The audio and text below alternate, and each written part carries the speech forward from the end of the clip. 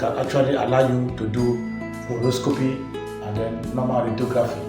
This is the X-ray tube. This is the demarcator, which is called the coronator, and here you have the flat panel detector. Aside that, you also have the table. This table is a 6-way floating top table, and then have the chest X-ray or an erect sinuses or erect abdomen. So this is the console from which the operation will be taken on, and the exposure will be done from here.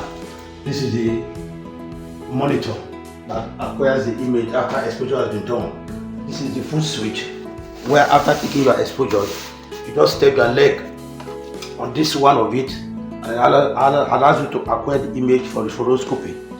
You can also see the factors that have been laid out on the board.